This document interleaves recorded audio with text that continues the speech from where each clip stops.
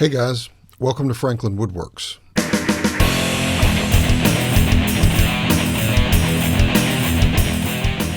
Today I'm going to drill the headstock for tuning machines, route out the pickup cavity, and make a notch in the control cavity.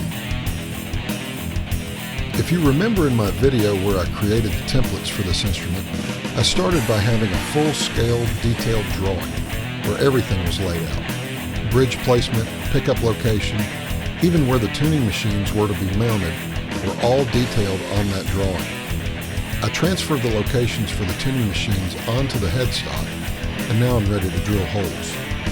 I'm using a Forstner bit on my drill press to make sure the top of the holes are clean and sharp. But I'm also using a backer board to prevent blowout on the back of the headstock, and this will give the holes an equally clean cut on the back side. And these turned out perfect. Here's a dry fit shot of the base with the tuning machines in place, along with the bridge in the proper position. I had to create a template for the pickup route. Now I already purchased the pickup, so using it as a guide, I made some measurements for the template, which left plenty of clearance on all sides of the pickup. I made sure my lines are square and perpendicular, made sure I had a center line on the template. Then I cut the template out at the miter saw. I could have used a router or a jigsaw to make these cuts, but the miter saw ensures that the cuts are straight and square, and it's much safer.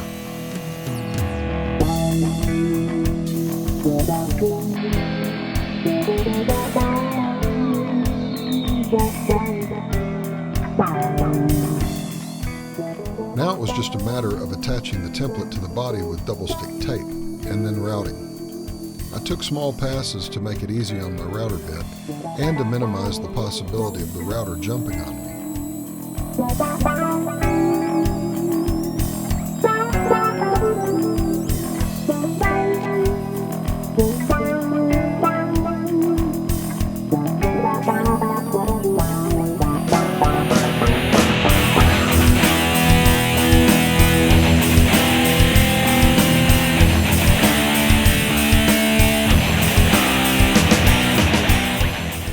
Cleaned up the hole with the roundover bit.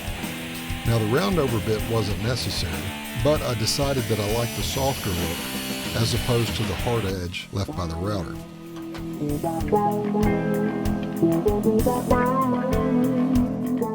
After a quick test fit of the pickup, I gave the pickup route a quick sanding, getting rid of the burn marks in the cherry left by the roundover bit.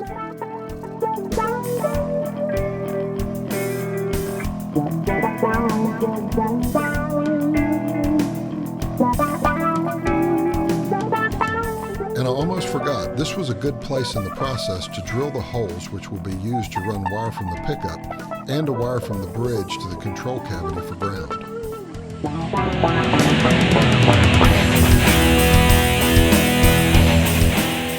Because the control cavity plate is going to visually be a part of the body, I cut a notch in the control plate as well as a corresponding notch in the body so that you can easily lift the control plate with your finger.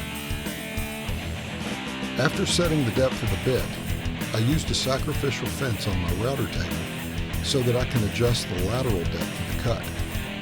On the notch for the body, I used a straight piece of plywood as a guide, adjusted for the same depth of cut as the control plate. So in the next video, I'm going to glue on the fretboard and begin to color the base. The finishing process, whether it be dyeing or staining, hand rubbing or spraying, is my least favorite part of the process, and I'm not very good at it either.